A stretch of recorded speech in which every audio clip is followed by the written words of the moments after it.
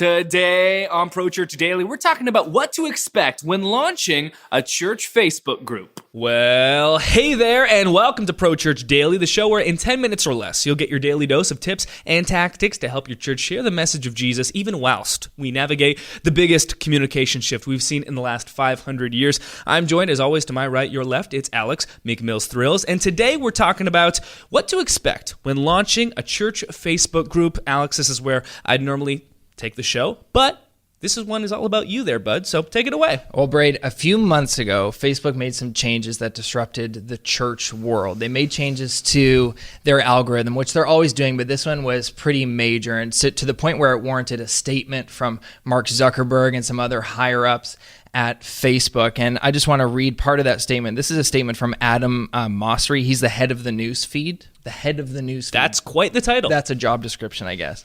And he said this about Facebook. He said, Facebook was built to bring people closer together and build relationships. And so this was kind of like the crux of this algorithm change was Facebook saw that, pages, public pages and product pages are just filling up people's news feeds, and that's not really what Facebook was all about. This is we built this platform to foster community and build relationships with real people, and so we need to make some changes here. And so what we saw was organic reach for pages just like dropped off the face of the earth. I'd prefer the word plummet. Yeah, it was terrible. We saw this on our Pro Church Tools page, on the Nucleus page. I saw this on my church page, and we've talked about this on Pro Church Daily about how to cope with that change. And so you may have seen your engagement, your organic reach just kind of plummet after this algorithm change. And so we found ourselves saying, okay, well, what do we do now? Because we want to interact with people on Facebook, but if we're not going to pay to play, people aren't going to see our page, what do we do? And so Facebook is kind of making this push towards using groups. And so this was a suggestion. One of the things that you can do as a church to kind of combat this algorithm change is to create a group for your church. And for me, I was hesitant to launch a group for our church. We had a page. We have about 100 people come to a service on Sundays. Our page has about 350 likes. So that kind of sits in the average. About 3 times as many people who come to your church will like your page. And so I was hesitant to launch our group for these 3 reasons. First, our church size. For a church that's that small and that kind of like connected in that family sense, I thought like, what good is a group going to do us? Like we're so intertwined with each other's lives. We know what's going on. We all feel seen. It's very hard to be invisible in a church of that size. Like, what is a group going to do for us? And the second reason I was hesitant was frankly, I just didn't feel like I had enough time to manage this group. I manage our church Facebook page, and coming up with content, daily content for that page is hard enough. And I thought, I can't do this for 2 pages. I can't come up with this content. And the third reason I was hesitant because I thought that there was going to be lack of meaningful interaction in Facebook. I just couldn't imagine on my own what kind of meaningful interaction we were going to have inside of a Facebook group. Well, last week, I decided to launch our Facebook group. You took the plunge. I did. And I don't know why. I don't know what it was that pushed me over the edge. But I was just like, you know what? I'm going to do it and see what happens. And so I kind of started with a bit of an advantage. We had a group that we had previously closed down a couple years ago. So I had an archived group with a group of about 30 people in it that I was already working with, okay? So these numbers may be a little bit skewed because I was already working with people. So I re-enabled the group, I changed the branding, and I created a post. And I said, hey guys, we really want to extend our conversation as a church past Sunday morning. We want to be in a perpetual conversation, always talking with one another. You want to seize the 167. That was the thing behind it all. That's what we wanted to do. And we didn't just want to have people come to our church and hear our pastor talk for an hour and go home, but we wanted to hear what they had to say as well. So I said, this is what we want this group to be about. So glad you guys are here. We love you. And then at the bottom of that post, I said, to get the conversation started, why don't you tell us what the last movie you saw was? Ooh, great question. Non-committal, not super serious, easy to answer. Yeah, and before I knew it, this post was just lighting up, and people who haven't interacted with this group for years because it's been archived just jump in, started commenting, and it was incredible. And I was encouraged just based off this post. I just kept going back and looking at it because I was like so happy. I'm like, wow, this is working. I'm having more interaction with people in the Facebook group than I have on our page, like in months. And so I think that every church at least needs a master group for your church. Okay, if you, depending on the size of your church, if you're a bigger church, you may have a need for multiple groups. Maybe a group for your men's group and your ladies group and your small groups and your prayer group. But regardless of your church's size, whether you're 1,000, 500, 100 like us, 50, 25 people, I think you need a master group. There's all kinds of interaction that is going to go on in this group amongst family, amongst friends. That's not going to happen on a public page. Like I alluded to earlier, about 3 times more people that actually come to your church are going to like your Facebook page for any reason. They're visitors, they're friends, they're whatever.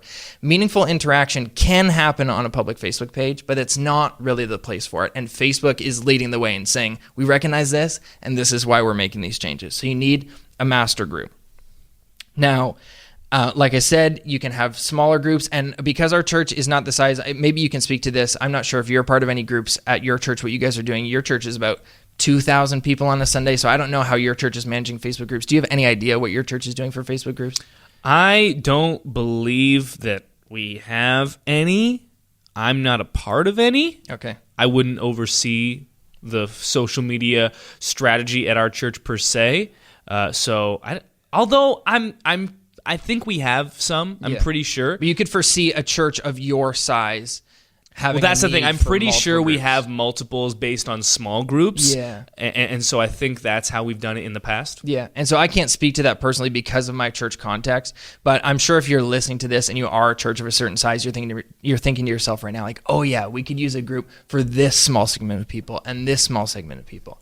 And so Facebook groups, again, when this algorithm change first came out, I was really hesitant. I was pushing back internally. I didn't want to do the work. But what I'm finding over these last week or two is that content is generating itself without my help. People are posting in there with prayer requests, and people are saying, hey, I have this thing for sale. People are asking for help. People are just talking to each other, and I'm not having to do anything. It's the dream. Yeah, all of these fears that I had, all these 3 reasons I was hesitant. I thought our church was too small. We weren't going to have meaningful interaction. I was going to have to make content. I haven't had to do any of it. Sometimes I've spurred conversation from my personal account saying, hey, like, what song are you guys listening to today or whatever. But that's not, Alex, the social media manager at Life Abundant. That's Alex, the church member of Life Abundant, talking to his friends. And so it's been really encouraging. One more thing I want to talk about, and this happened yesterday. We talked on episode 85 about how to get more 5-star reviews for your church. And one of the ways that you suggested was, host a contest, a giveaway, and reach out to your church and say, hey, if you review our church, we're going to do a draw for a gift card, what have you. Yesterday, I was thinking about 5-star reviews, and I thought, we don't have a lot of reviews at our church. I want to get some of these. And so all I did was I hopped into the Facebook group, and I didn't offer an incentive. I didn't offer to give away a gift card. I said, hey, guys, Google reviews and Facebook reviews really help people who are looking for hope realize that our church is a place where you can find it. Would you do me a favor and just like our public page and write a review on Facebook and Google? And before I knew it, there were reviews coming in, one after another, no incentive, one after another. This is just out of relationship, people doing this. And I want to read one to you. So this was a review we got on Facebook yesterday, and it says this: although I've never set foot inside the physical building of this church, I've been warmly welcomed with open arms into all their social media. Definitely a group of believers that desire to strengthen the body of Christ. Come on, somebody. Right, so we talk about season 167. And for this person who reviewed our church, they're not even a part of that 1 hour that we meet together on Sundays. They've never been in our church. They're related to our church through a family friend, but they've never been to our church. They've actually just recently come to the Lord. And so she's been interacting with us on social media. And through this group, she's able to review our church and honestly say, this is a community of people. I don't know what the building's like because I've never been, but this is a community of people that have reached out to me during the week, during the 167 hours, and have made me feel loved and included. And this is at least a group of people where you can find hope, where you can find community and purpose, all these things that we try to fulfill with our church mission statements. And this is all through this Facebook group. Like I said, I'm going to reiterate it again. This lady has never once been to our church, and I don't know if she ever will be to our church, but she's interacted with our church, which is the people who attend the building called Life Abundant Niagara. And it's having an impact on our life. This is the opportunity we have in this day. This is why we say it at the beginning of Every single episode, the biggest communication shift we've seen in the last 500 years. These opportunities have never been possible until now, and it can result in real life change. Facebook groups can result in real life change, and it's happening. It's free. It's easy. It generates its own content. Your church is not too small for a Facebook group. Go create a Facebook group today. What I love about your experience is that you're a church of about 100. 40% of churchgoers attend churches of 100 or less in 2018. And that stat was from Barna. I read it this morning. So it's so easy when you're a church of that size to think this isn't for me. But your case study and experience proves that no, even if you are a church of that size, if anything, you've already got that community pre-built in. Yeah. Taking it online is just a way to take it to the next level. Yeah. That'll do it for today's episode of Pro Church Daily. We'll see you tomorrow. Hey, thanks for watching today's episode of Pro Church Daily. Make sure to subscribe to this channel so you never miss another one. And if you like this video, come on, you know what to do. Hit the like button. Thanks for watching. We'll see you in another one. But you're good. What the heck? Wait, it was good? It was, I'll just crop it. Another one. Another one. Another cheat.